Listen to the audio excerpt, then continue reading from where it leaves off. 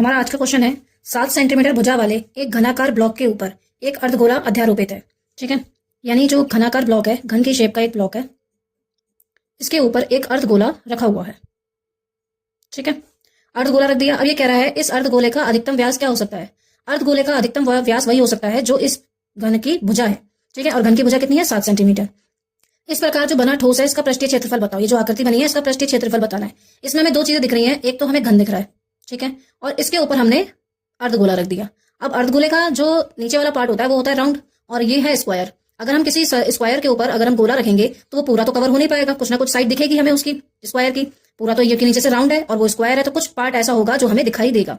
तो हम क्या करेंगे, इस घन का पूरा क्षेत्रफल निकालेंगे प्लस अर्धगोले का सिर्फ ये राउंड वाला पार्ट हमें दिखाई देगा, नीचे वाला तो उसके ऊपर ढक गया होगा, यानी कि अर्धगोले का वक्र पृष्ठ वो निकालेंगे, दोनों को जोड़ देंगे, और जो चीज हमें नहीं दिख रही है घन की ऊपर वाले पार्ट में, जो चीज हमें नहीं दिख रही है जो कवर हो गई है, उस पार्ट को माइनस कर देंगे। यानी कि जो अर्धगोले का नीचे वाला पार्ट है वो राउंड है, उसको हम इसमें से माइनस कर देंगे, क्योंकि हमने यहाँ पे 6 का निकाला है। ठीक है, अब देखिए कैसे करेंगे।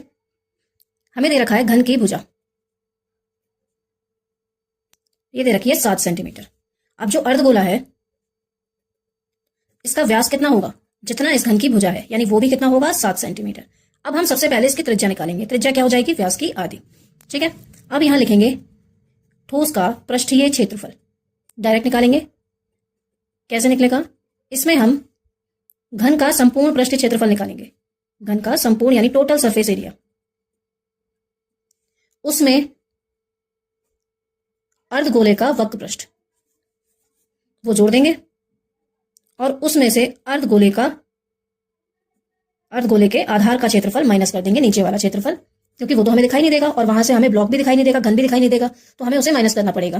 पृष्ठीय क्षेत्रफल में हम उसी का एरिया निकालते हैं जो हमें दिखाई देता है।